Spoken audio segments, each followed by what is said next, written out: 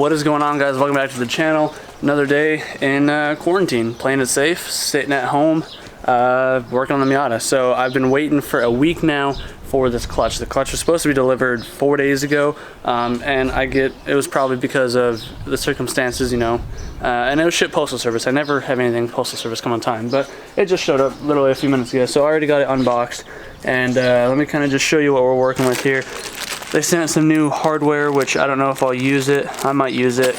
Here is the clutch disc. I think this is technically a 6-puck. Correct me if I'm wrong. Got I think a 10 or 11 pound flywheel. I forget, I'll have to weigh it. And then the pressure plate and just some good old stickers. And yeah, I went with the XTD clutch, which if you guys don't know is the eBay one. I won't be using their pilot and throw bearing. I have Mazda ones. Before people start jumping down my throat saying, "Oh, eBay clutch, dude, do it once, do it right. Oh, you're gonna regret it." My K-swapped Integra is running an eBay clutch, has been for the last 2 years, and the only thing that I've really noticed, and that's not even the aggressive clutch, I guess that's more of like a stage 1, so stock replacement-ish, stage 2, I think. And everything that you read on the eBay clutches, everybody says do stage 3 or higher, because those are more the better ones, the ones that are less prone to failure. But I've had that clutch in that car for 2 years now. I dump the clutch, I race it, I do a lot of toge, I daily drove it for a while on that clutch, and it's totally fine. The clutch isn't bad at all. The only thing that really is my gripe about that clutch in specific, it'll probably be the same way on this one, because I had an eBay clutch on my Del Sol before I went B Series, and then that clutch then went with the engine into my red Civic, if you guys remember that clutch. And really the only gripe with eBay clutches, at least the XTD/FX Motorsports brand, is that there's not really a grabbing point. I mean, there is, but it's not like you can kind of like lean in, lean out, or whatever, ride the clutch, as you might call it. It's just kind of on or off. So you get used to it. You can, yeah, it's kind of weird, but here is my OEM pilot bearing and OEM throw bearing, because if there's one thing I've learned about the eBay clutches that I had to learn the hard way on with the Integra, is that the throw-out bearings are garbage. These things, just throw them away. Turn them into decoration. The pilot bearing, factory Mazda one was like $8. Just save yourself a few bucks and a headache later, and just get OEM stuff right off the bat. But the clutch disc itself and the flywheel shouldn't have any problems with. And this clutch was the last piece of the puzzle, so now I can go ahead and get it all mated to the engine. I don't know if I mentioned it before, but this engine mount had fell off in the last video because it was torn. So I posted on a local Miata parts page. This guy had the set, or the pair or whatever, so he just hooked it up. This one has a small crack here, so he just gave it to me for free. I will be upgrading to the AWR mounts, so I'm not really all that concerned with it. This just needs to get me by for a couple of weeks so I can get the AWR mounts. This is the factory pilot or throw-out bearing, I believe, that's on here. So I'm not even going to play any games. I'm just going to swap it out. The new one from Mazda really wasn't that expensive. It was like 30 bucks. So better safe than sorry. I'm going to get this swapped out real quick. It's pretty easy. You just pull the clutch fork up and this kind of just wiggles off, but you kind of need 2 hands, and it's a little greasy still. But get that put on. Be sure to grease the shafts, and then we'll get this torque, or the clutch, put on, and we'll get it torqued down. And then try and get this back into the car. But this time I'm going to make sure not to attach these two until that's already in, because I don't have an engine leveler thing, so it's going to make it a little difficult to get them both in at the same time. Alright, so here's the OEM Koyo pilot bearing. So I'm going to use this 24mm socket because it's pretty much perfectly edge to edge. And I'm going to try and tap this in as evenly as I can. Okay, got the pilot bearing in, went in pretty easy. 27mm is best size. I thought it was 24, but 24 was a little bit on the inside of the lip. 27mm is perfect for the outer race. So for the pilot, or the throw bearing, we're just going to pull the fork forward, and it just falls right off there. So pretty darn simple. Now I'm going to go ahead and take some brake clean off the mating surface really well. Reapply new grease. I use red grease. I forget what it's called exactly. I'll grab it here in a sec.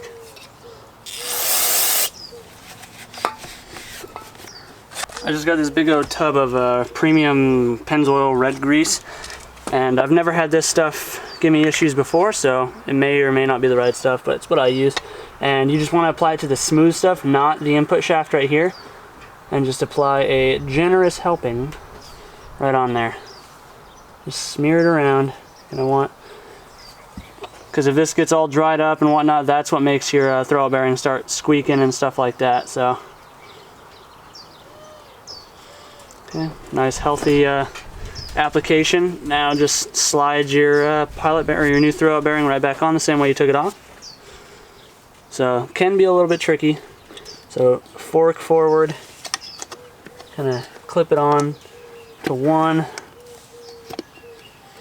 pull it back a little bit.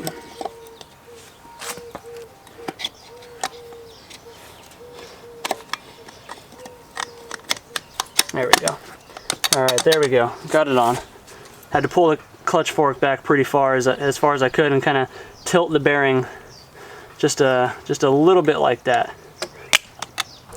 All right, time to get the flywheel on. Just a good safe measure. Go ahead and take some canned air, compressed air, or brake cleaner. Clean out your crank bolt holes or whatever for the flywheel to torque onto, just in case you don't have any grime in there. Make sure it torques down properly.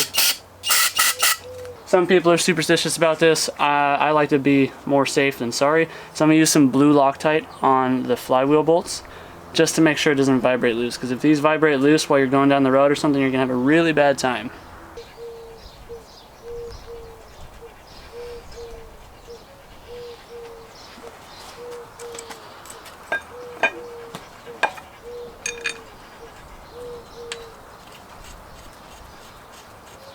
So with the flywheel on, go ahead and torque it up now. According to Miata.net, they're saying that the torque specs are 71 to 75 foot-pounds, so I'll go like 74, 75. I'll do the 75 just because my torque wrench may be off just a little bit.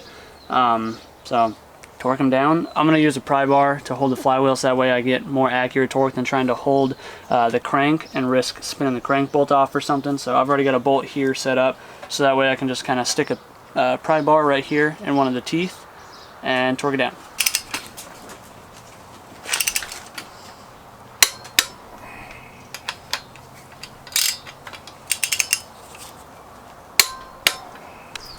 Okay, flywheel's all torqued up. If you touched this mating surface area for the clutch at all, make sure you wipe that off again with brake cleaner. I did a little bit, so I'm gonna go grab a rag, get that cleaned up, and then put the pressure plate with the clutch disc on.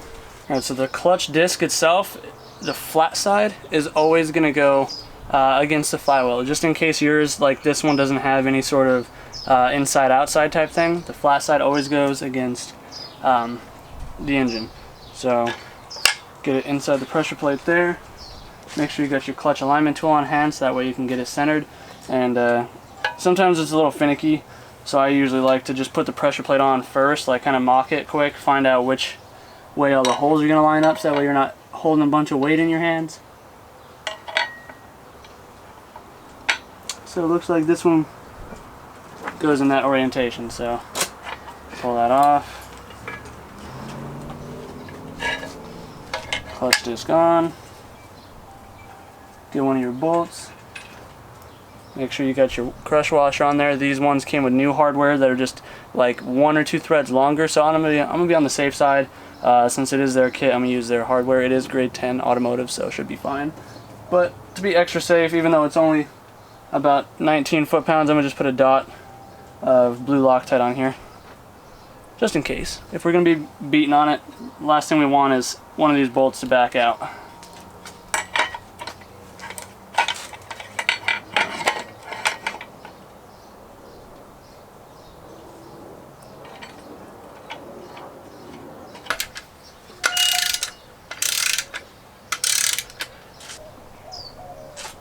Clutch is all torqued down, we're good to go. DJ's on his way, so once he gets here, then I can move the car out and get the motor dropped in. Start buttoning this thing up. Hot damn hot water, hot shower. Well, Darren showed up. So I got the car pushed out. We got to try and get the engine with the stand out of here. And somehow in front of the car. I can't really turn the car around because I have the power steering lines disconnected. Now just gotta get the front end jacked up, get the wheels off so I have access back here to where the motor mounts bolt into. and try and get this in without scratching stuff up or breaking anything.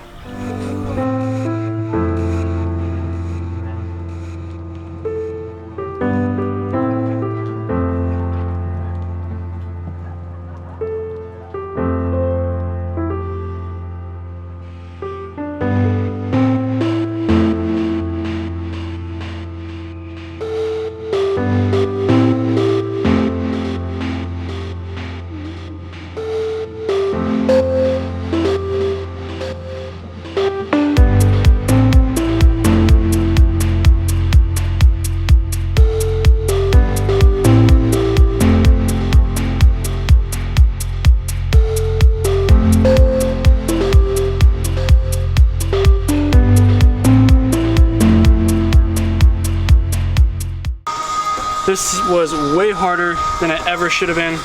Honda engines are 45 times easier to get in than these. So, motor's in for the most part. Still gonna put the transmission in and then try and figure out why the engine mounts don't want to sit all the way down in their slots. Maybe it just needs the extra weight. Not really sure. Making progress though. Well, we finally got the trans made it up to the motor after a huge struggle. Poor little DJ's arms are quivering. Yeah. And yeah, no, this car is really not easy to get this all back together. Greg Peters makes it look like it's absolutely nothing. But I just gotta get the starter on and then start doing all the ins and outs. But all right, yeah, so just get the starter in, try and make sure the bell housing bolts are all snugged up, get the connectors all plugged in, and then start throwing stuff back together. Definitely not as easy as I had hoped for, but I mean, we're getting there.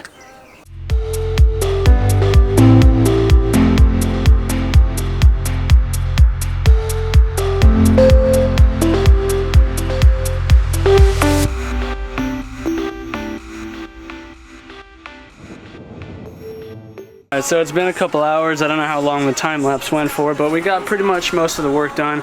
I gotta put the header on, but before I do that, I gotta run out to Phoenix real quick and go down here to buy a -10 AN cap for the oil pan right there. They have them in stock. I called them ahead of time, this Parker's hose store. So then I gotta put the header on, connect the exhaust up to it, get the rest of the intake put on, and I think that's pretty much it. Put the drive shaft in, fill it with fluids, and then should be good to fire up after that. Definitely a pain in the butt work on this thing. There's just no room in these Miata engine bays. Like, it looks like there's room, but it definitely fools you. So I also got to figure out where this connector goes and where this connector goes. Not too sure. I'm sure I'll figure it out at some point today. But yeah, pretty much almost done. Only cost me a fraction of my sanity. So we just got back from getting the AN fitting. Had to go, like I said, way out to Phoenix. So this is just gonna go on the oil pan, and the wind really picked up since we've been gone. Sky is all ugly, and yeah, hopefully it doesn't rain before I get this finished up. So yeah, still haven't figured out where those two connectors go though. Whatever. I'm gonna pull the fuse box here in a minute to see if one of those goes to it. And if it doesn't, then so be it. I'll figure it out eventually. But let me get this plug put on, get the manifold put back on, and the drive shaft put on, and then try and fill it with fluids. Mini tacos. Things are actually pretty darn good.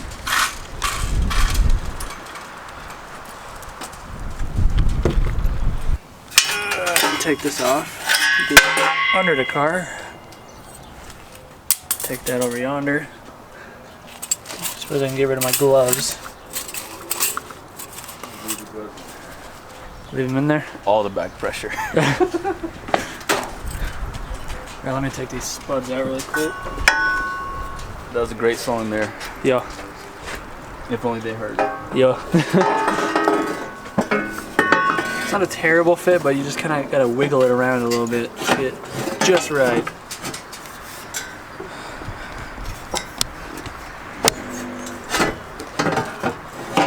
I thought we were making some good progress there. Starting to. There we go. Here we go. Oh, there it is. Almost. Oh, there it is. Ow, shit, my finger. Yeah, I remember I had to like tap it on. It was kind of a pain.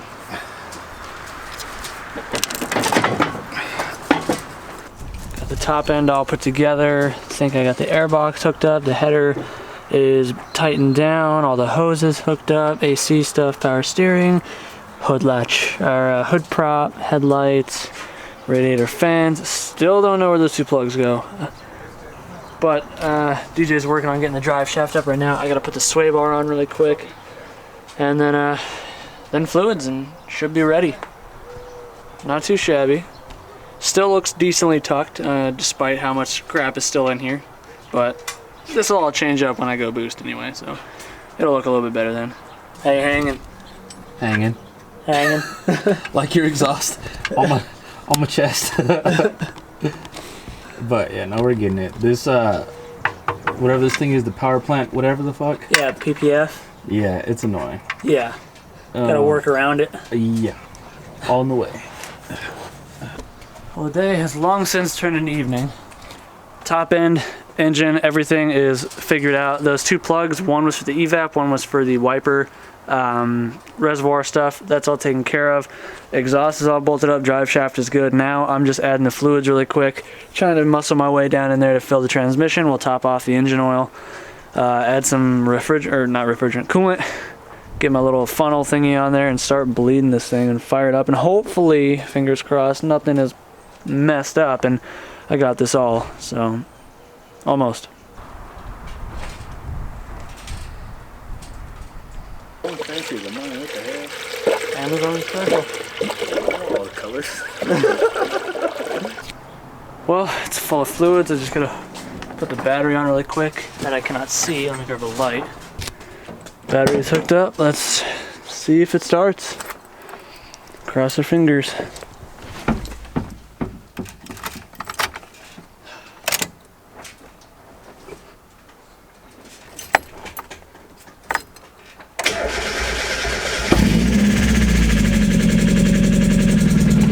That lifter tick. Let that oil get in there.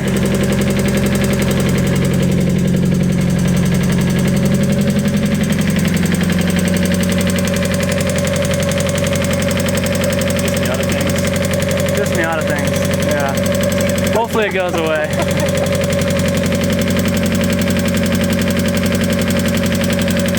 This lifter tick is really loud. I think it's just because there's no oil in the motor for a couple weeks.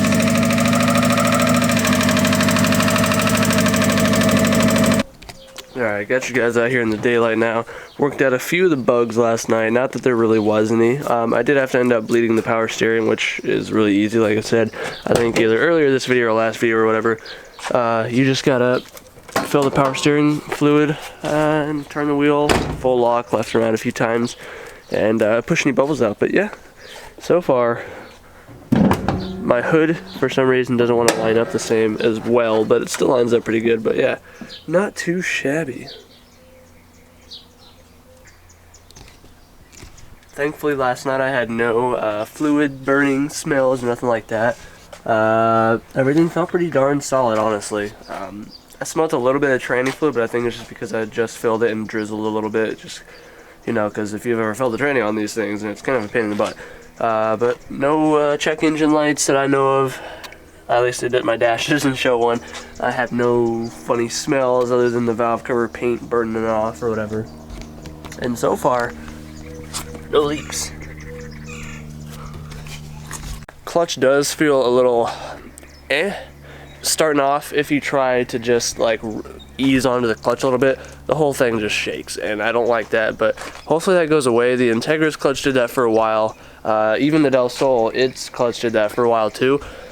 So I don't know, but a few of my buddies actually have had like ACT clutches that do that still after they've been driven for thousands of miles. So I don't know, I'm hoping for the best. But, you know, I mean, if it still shimmies after the break-in period or after a couple thousand miles, and it is what it is, I guess. Get used to it, wait for the clutch to explode, and put a different clutch in there. But I'm just happy that the car is running again. It's been only a couple weeks.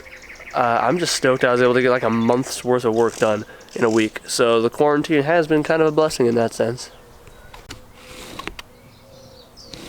I'm going to end this video out here though. Next video you guys will get to see some driving. You got to hear it idling. Oh, and the lifter tick did go away after a few minutes of idling. I had to just move it up and down the driveway a little bit. but finally went away, so that's good. Nice little quiet thing now. But yeah, anyways guys, hopefully you enjoyed the video. Hopefully you guys are stoked that the car's back together. We still got more work to do. We still got to boost it. We still got to do interior work. We still got to do suspension work. So be looking forward to videos on that. I know a lot of you guys have been asking about the Del Sol, so probably here pretty soon we'll try and get a little bit of work done to that, especially with summer coming up. I'm trying to get the AC going in the Miata so that way I can daily that, because to daily the Del Sol for the summer without AC is going to kill me.